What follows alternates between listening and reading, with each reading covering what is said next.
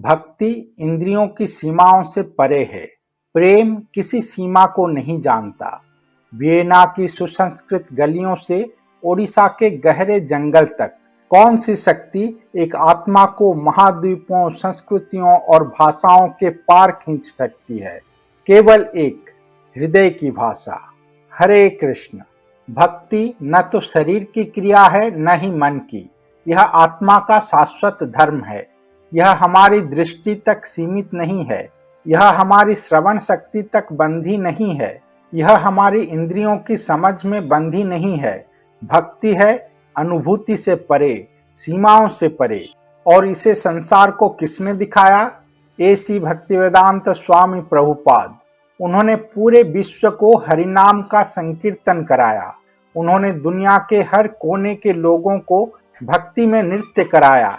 उनके माध्यम से हमने एक जीवंत सत्य देखा कि कृष्ण की भक्ति न जाति से बंधी है, न देश से, न भाषा से, न किसी पृष्ठभूमि से। यह सार्वभौमिक है, यह आध्यात्मिक है, यह हर आत्मा के लिए है। लेकिन यह सब होता कैसे है?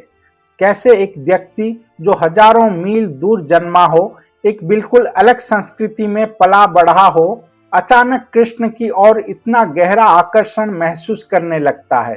कैसे गुरु और कृष्ण ऐसी अद्भुत व्यवस्था करते हैं? आज हम ऐसे ही एक अद्भुत दिव्य प्रसंग को देखेंगे। एक ऐसी लीला जो आध्यात्मिक जगत के रहस्यमय कार्यों को प्रकट करती है। यह प्रसंग है श्रील गौर गोविंद स्वामी महाराज, जिन्होंने स्वयं दिखाया कि आध्यात्मिक जगत कैसे सीधे हृदय को स्पर्श करता है।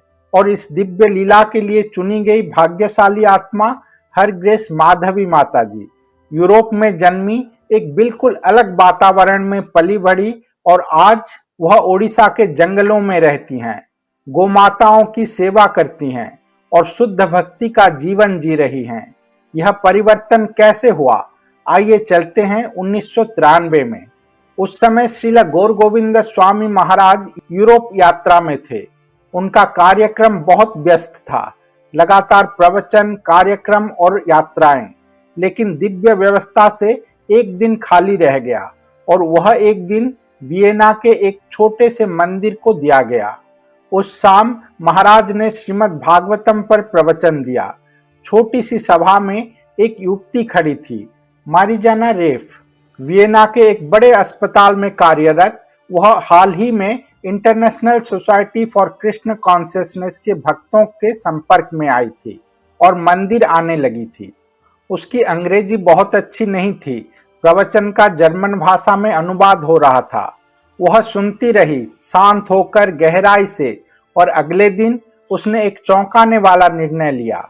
वह अपने कार्यस्थल गई और 3 महीने की छुट्टी के लिए आवेदन दिया। उसके सहकर्मी आश्चर्यचकित रह गए। उन्होंने पूछा, अचानक यह बदलाव क्यों? और उसका उत्तर सरल था पर गहरा। कल मैं भारत से आए एक साधु से मिली और मुझे लगता है मुझे अपने जीवन का लक्ष्य मिल गया है। अब मैं उनका संग करना चाहती हूँ, उनसे सुनना चाहती हूँ और अपना जीवन उनकी सेवा में समर्पित करना चाहती हूँ। उस दिन वास्तव में क्या हुआ था, बाद में माताजी ने बताया। जब महाराज हरिकथा कर रहे थे तो उसने मेरे हृदय को इतनी गहराई से छू लिया कि मैं पूरी तरह आश्वस्त हो गई। यही मेरा मार्ग है, यही मेरा जीवन है। उससे पहले भी मैंने भागवत के प्रवचन सुने थे, लेकिन महाराज का उस दिन का वह प्रवचन सीधे मेरे हृदय को स्पर्श कर गई। बिना किसी संकोच के, बिना किसी संदेह के उन्होंने वीजा के लिए आवेदन किया और अपने जीवन में पहली बार वह भारत आई। न दिल्ली न मुंबई, बल्कि सीधे भुवनेश्वर, एक ऐसा स्थान जिसका नाम उन्होंने पहले कभी सुना भी नहीं था। जब वह अंततः भुवनेश्वर पहुंची, वास्तविकता ने उसे जोर से झकझोर दिया। सब कुछ अनजान था, भाषा, संस्कृति, वातावरण। वह ओडिया नहीं समझ सकती थी। उसकी अंग्रेजी भी टूटी फूटी थी, हिचकिचाहट भरी, अधूरी। वह केवल जर्मन और सर्बियन भाषा जानती थी। कल्पना कीजिए, हजारों मील दूर अपने घर से, जहां आप अपने मन की बात भी न कह सकें, जहां आप ठीक से संवाद भी न कर सकें, और फिर भी वह रुकी रही। क्यों? क्योंकि भाषा से भी गहरी कोई चीज उसे वहां रोक रही थी। जब श्रील गौर गोविंद स्वामी महाराज ने उसे भुवनेश्वर में देखा, उन्होंने तुरंत पूछा, तुम कितने दिनों के लिए आई हो? उन्होंने विनम्रता से उत्तर दिया, गुरुदेव, मुझे 3 महीने का वीजा मिला है। यह सुनकर गुरुदेव ने अपना मुख फेर लिया, स्पष्ट असंतोष के साथ। वह क्षण उनके हृदय को चीर गया। वो तुरंत समझ गई, गुरुदेव प्रसन्न नहीं हैं। तब गुरुदेव बोले, यह तुम्हारा स्थान है, यहीं तुम्हें रहना है, और तुम आई हो केवल 3 महीने के लिए। यह क्या है? ये शब्द साधारण नहीं थे, यह अस्वीकृत नहीं थे, यह एक आह्वान था, समर्पण का आह्वान, अपनापन स्वीकार करने का आह्वान। अगले 3 महीनों तक उन्होंने केवल एक ही काम किया, गुरुदेव का कथा श्रवण करना। हर सुबह हर शाम वह बैठती और गुरुदेव की हरिकथा को ग्रहण करती। भले ही वह भाषा पूरी तरह समझ नहीं पाती थी, लेकिन वह सार को पूरी तरह महसूस कर रही थी, क्योंकि भक्ति भाषा पर निर्भर नहीं करती, यह हृदय से हृदय तक प्रवाहित होती है। इसीलिए हम हर दिन स्मरण करते हैं, दिव्य ज्ञान हृदय प्रकाशित। और फिर 3 महीने बाद वह वियना लौट गई, लेकिन वो अब वही व्यक्ति नहीं थी। उनके भीतर कुछ हमेशा के लिए बदल चुका था। उन्होंने एक साहसी निर्णय लिया। उन्होंने अपनी नौकरी छोड़ दी, अपने सुरक्षित करियर को त्याग दिया, अपनी सारी संपत्ति दान कर दी। जो कुछ भी उनके जीवन की पहचान था, सब कुछ पीछे छोड़ दिया। और इस बार वह फिर से भारत आई, 3 महीने के लिए नहीं, बल्कि 3 वर्षों के लिए। जब वह फिर से श्रील गौर गोविंद स्वामी महाराज के सामने खड़ी हुई, उन्होंने पूछा, ओ, तुम वापस आ गई, बहुत अच्छा। अब बताओ, इस बार कितने समय के लिए आई हो? एक हल्की मुस्कान के साथ, दृढ़ निश्चय के साथ उन्होंने उत्तर दिया, 3 वर्ष गुरुदेव। और फिर गुरुदेव मुस्कुराए, एक साधारण सी मुस्कान, परंतु अनंत कृपा से भरी हुई। उन्होंने सहमति में सिर हिलाया और वह क्षण उनके लिए सब कुछ बन गया। वो बाद में याद करती हैं, गुरुदेव की वह एक मुस्कान आपके सारे दुख, सारी पीड़ा, सब कुछ दूर कर सकती है। आप पूरी जिंदगी सिर्फ उस मुस्कान को याद करके जी सकते हैं। यही है भक्ति। आध्यात्मिक जीवन में सफलता सुख सुविधा, विलासिता या आराम से नहीं मिलती, यह मिलती है तपस्या, समर्पण और त्याग से। एक समय वह वियना में एक कॉर्पोरेट कर्मचारी थी, संगीत की नगरी, जहां चारों ओर सुविधा, अवसर और आराम था। लेकिन उन्होंने सब कुछ छोड़ दिया और चुना एक ऐसा जीवन, इतना सरल, इतना कठोर, जिसका कल्पना भी हम में से अधिकांश नहीं कर सकते। और फिर भी उन्हें मिला कुछ कहीं अधिक महान, शांति, उद्देश्य और दिव्य संबंध। जब हमने उनसे साक्षात्कार के लिए संपर्क किया, शुरू में वह झिझकी, स्वभाव से संकोची होने के कारण वह बोलने के लिए तैयार नहीं थी, लेकिन बाद में विनम्रता के साथ उन्होंने सहमति दी और उनके शब्दों के माध्यम से एक शुद्ध भक्त की अद्भुत लीलाएं अब इस संसार के सामने प्रकट हो रही हैं। हर ग्रेस माधवी माताजी स्मरण करती हैं। यह पदयात्रा का समय था, 1995। हर दिन भक्तगण चलते हुए एक गांव से दूसरे गांव को जाते थे, ओडिशा के दूरस्थ आंतरिक क्षेत्रों से होकर। और एक दिन वे पहुंचे एक छोटे से नगर अनुगुल। वो याद करती हैं, जब भी गुरुदेव पदयात्रा पर जाते थे, वह अलग ही होते थे। उनमें एक विशेष भाव होता था, गहरी आनंदमयी अवस्था, अत्यंत उत्साह, मानो उनका हृदय स्वयं नृत्य कर रहा हो जब वे गांव-गांव जाकर कृष्ण का संदेश पहुंचा रहे हों। वह वर्ष 1995 उनकी अंतिम पदयात्रा बनी। अनुगुल में कार्यक्रम आयोजित हुआ था, एक शिव मंदिर के प्रांगण में। स्थान छोटा था परंतु भरा हुआ, गांव वालों से खचाखच। वातावरण दिव्य था। गुरुदेव बोल रहे थे, भगवान की लीलाओं का वर्णन करते हुए, शास्त्रों से श्लोक उद्धृत करते हुए, गहरे अनुभव के साथ समझाते हुए और सिंह के समान गरजते हुए प्रचार कर रहे थे। सामने की पंक्तियों में कई पाश्चात्य भक्त बैठे थे, मेरे गुरु भाई और गुरु भगिनी, जो लंबे समय से भुवनेश्वर में रह रहे थे और उन्होंने उड़िया भाषा भी सीख ली थी। वे हर शब्द, हर वाक्य गुरुदेव की हरिकथा का आनंद ले रहे थे गांव वालों के साथ। लेकिन मैं नहीं थी, मैं चुपचाप बैठी थी, सबसे पीछे, बस देख रही थी, केवल देख रही थी गुरुदेव को तेजस्वी, प्रकाशमान और सिंह की तरह गरजते हुए। और अचानक मेरी हृदय में एक गहरी पीड़ा उठी, एक मौन पुकार। मैं कितनी दुर्भाग्यशाली हूँ। वे मेरे गुरु हैं और मैं उनकी शिष्या। मुझे उनका हर एक शब्द सुनना चाहिए। उनके शब्द मेरे लिए आदेश हैं। ये शब्द शब्द ब्रह्म हैं और फिर भी मैं कुछ भी समझ नहीं पा रही हूँ। क्या ही दयनीय स्थिति है। मेरा सिर धीरे धीरे झुक गया और आंसू टपकने लगे, एक एक बूंद मेरी गोद में गिरते हुए। मैं अपना सिर भी नहीं उठा पा रही थी गुरुदेव की ओर देखने के लिए, जो इतनी शक्ति और आनंद के साथ बोल रहे थे। और तभी कुछ हुआ, कुछ असंभव। अचानक मुझे लगा कि मैं समझ रही हूँ हर शब्द, हर अक्षर जो गुरुदेव के मुख से निकल रहा था और मेरे कानों में प्रवेश कर रहा था और अपने आप मेरे भाषा में उसका अर्थ प्रकट कर रहा था। मैं स्तब्ध रह गई। यह क्या हो रहा है? मैं ओडिया भाषा कैसे समझ पा रही हूँ?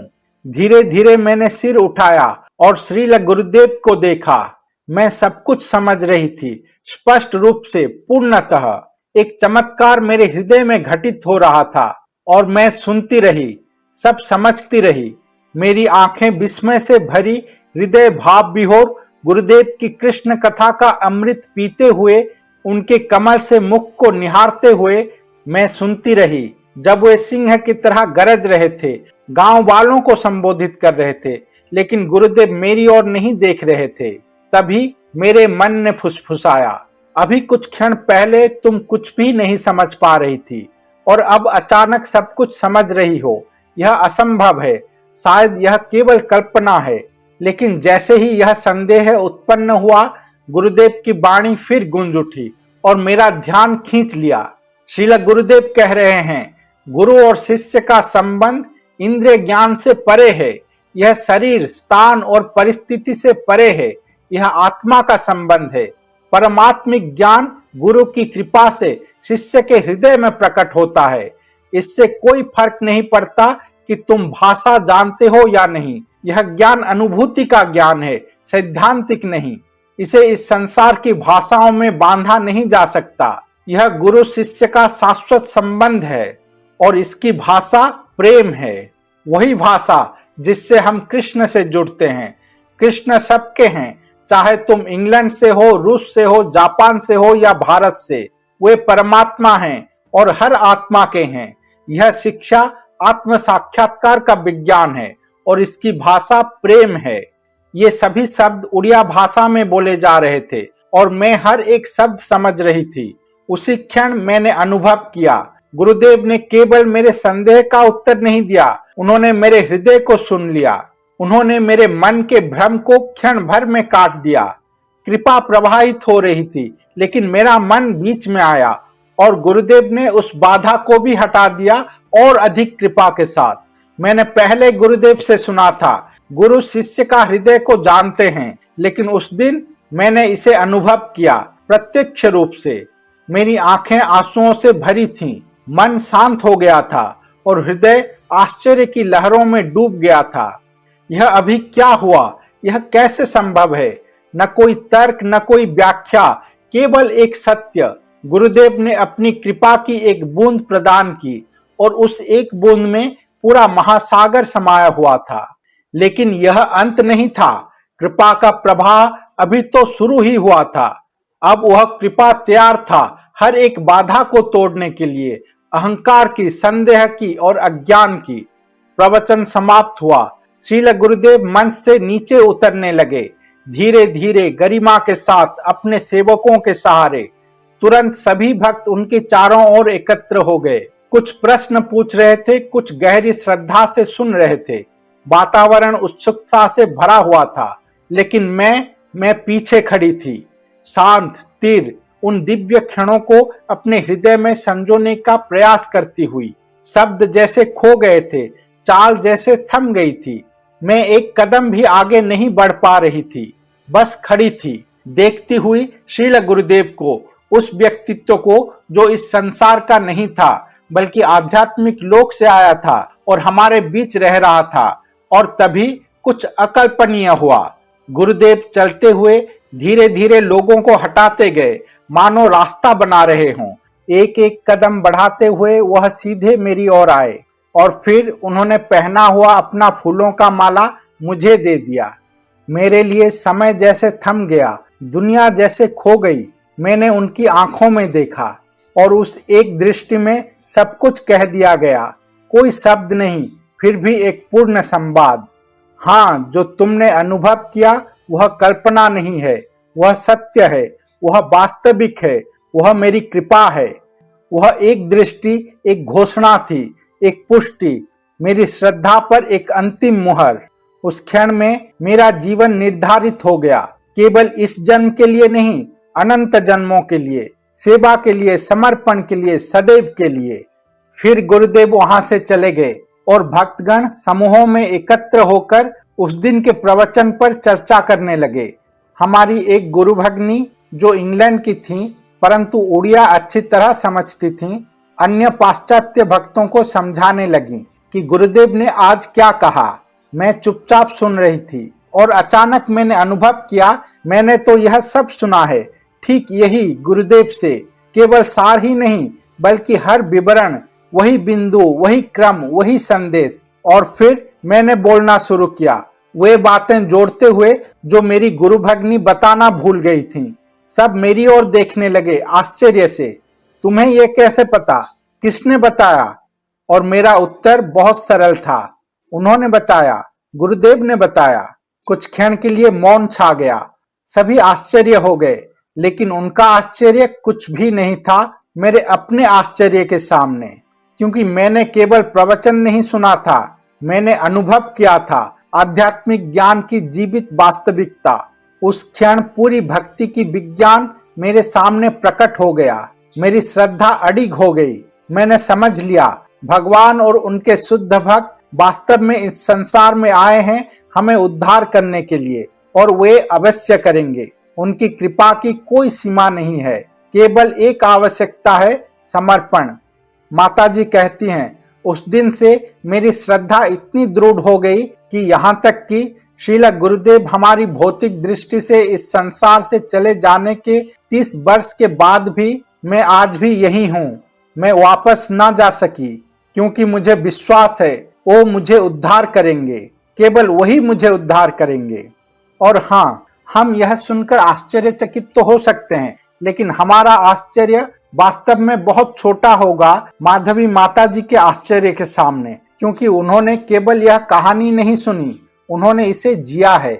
कल्पना कीजिए, एक पूरी तरह अलग दुनिया से आना, एक ऐसे स्थान पर जहां आप कभी नहीं गए, भाषा न जानना, संवाद न कर पाना, अकेले होना, ऐसी परिस्थिति जिसमें सहारे के बिना कुछ नहीं कर सकते, सहारे की अत्यंत आवश्यकता होना, और फिर साधारण सहायता के स्थान पर आपको मिले अलौकिक सहायता, सीधे गुरु से और कृष्ण से। तब क्या होता है? सारी कठिनाइयां, सारी उलझनें, सारी असहायता बदल जाती हैं आपके सबसे बड़े सौभाग्य में, आपकी सर्वोच्च खुशी में। क्योंकि जब कृपा बहती है तो वह नियमों का पालन नहीं करती, वह योग्यता पर निर्भर नहीं करती, वह बस उतरती है और सब कुछ बदल देती है। जो हमने अभी देखा वह कल्पना नहीं है, वह अतिशयोक्ति नहीं है, वह सत्य है, एक जीवित उदाहरण शुद्ध भक्ति का। हमने इसे देखा है माधवी देवी दासी के जीवन में। जब वह असहाय थी, एक विदेशी भूमि में खो गई थी, मार्गदर्शन की आवश्यकता में थी, उन्हें साधारण सहायता नहीं मिली, उन्हें प्राप्त हुई सीधे गुरुदेव की कृपा। श्रील गौर गोविंद स्वामी महाराज और उनकी अकारण कृपा से उन्होंने प्राप्त किया सर्वोच्च आत्मिक अनुभव। हम अक्सर सुनते हैं कि गुरु और शिष्य का संबंध शरीर तक सीमित नहीं होता, यह आत्मा का संबंध है। सिद्धांत रूप से हम इसे समझ सकते हैं। कभी कभी हमें आकर्षण भी महसूस होता है, साधु के प्रति, गुरु के प्रति, कृष्ण के प्रति। लेकिन होता क्या है? जैसे ही वे हमारी आंखों से ओझल होते हैं, वह आकर्षण धीरे धीरे समाप्त हो जाता है। क्यों? क्योंकि अधिकांश समय वह मन से उत्पन्न होता है, और जो मन से आता है वह समय के साथ चला जाता है, लेकिन जो आत्मा से आता है वह शाश्वत होता है, अटूट, अनंत, और उनका जीवन इसका प्रमाण है। 30 वर्षों से अधिक समय से वे ओडिशा के इस जंगल में रह रही हैं, न आराम में न सुरक्षा में, बल्कि ऐसी परिस्थिति में जहां स्थानीय लोग भी रहने से हिचकते हैं। आज वह ओडिशा के घने जंगल में रहती हैं, प्रकृति के बीच, पूर्ण शांति में, हिरण जैसे पशुओं के साथ अकेली, एक ऐसे स्थान पर जहां लोग रात में जाने से भी डरते हैं। वह सोती हैं बिना भय के, वह जीती हैं बिना भय के, वह सेवा करती हैं बिना थके। अकेले वह एक गौशाला संभालती हैं, 15 से अधिक गोमाताओं की सेवा करती हुई एक माँ की तरह। यह शक्ति कहाँ से आती है? यह निडरता कहाँ से आती है? यह साधारण नहीं है, यह मानवीय नहीं है, यह केवल श्रील गौर गोविंद स्वामी महाराज की कृपा है और कुछ नहीं। एक समय वह यूरोप के वियना में एक आरामदायक जीवन जी रही थी, एक कॉर्पोरेट कर्मचारी के रूप में, चारों ओर विलासिता से घिरी हुई, और आज वह सादगी में जी रही हैं, तपस्या में, समर्पण में, और फिर भी वह पहले से अधिक शांत हैं, अधिक निडर हैं, अधिक संतुष्ट हैं। उन्होंने ओडिया भाषा भी सीख ली और आज वह उसे धारा प्रवाह बोलती हैं, वही भाषा जिसे वो पहले बिल्कुल नहीं समझ पाती थी। यहाँ तक कि हमारे साथ उनका साक्षात्कार भी उड़िया में ही है। उन्होंने ओडिया भाषा में बोलना पसंद किया अंग्रेजी के अपेक्षा। यही है भक्ति की शक्ति, यही है गुरु कृपा की शक्ति। उस घने जंगल में वह अकेली रहती हैं, लेकिन वह कभी अकेली नहीं है, क्योंकि वह रहती हैं गुरु के संरक्षण में। उन्हें न जानवरों का डर है, न अंधकार का। उनका केवल एक ही भय है, कहीं मैं असफल न हो जाऊं अपने गुरु की आज्ञा की सेवा करने में है। श्री गुरु सब जानते हैं, हमारा भूतकाल, हमारा वर्तमान और हमारा भविष्य। और श्रील गौर गोविंद स्वामी महाराज ने उनके साथ ऐसे लीलाएं की हैं जो कल्पना से परे हैं। ये लीलाएं सिर्फ कहानियां नहीं हैं, ये मार्गदर्शक दीप हैं, ये जीवन प्रमाण हैं कि गुरु और कृष्ण कैसे एक सच्चे साधक का व्यक्तिगत मार्गदर्शन करते हैं। और यह अंत नहीं है, आने वाले वीडियो में हम ऐसे ही और दिव्य प्रसंग लाएंगे और अधिक कृपा से भरे हुए क्षण माधवी माता जी के जीवन से उनके गुरुदेव के साथ। इसीलिए जुड़े रहिए, क्योंकि आप जो देख रहे हैं वह इतिहास नहीं है, यह जीवित आध्यात्मिकता है। श्रील गौर गोविंद स्वामी महाराज की जय। श्रील एसी भक्ति वेदांत स्वामी प्रभुपाद जी महाराज की जय। हरे कृष्ण।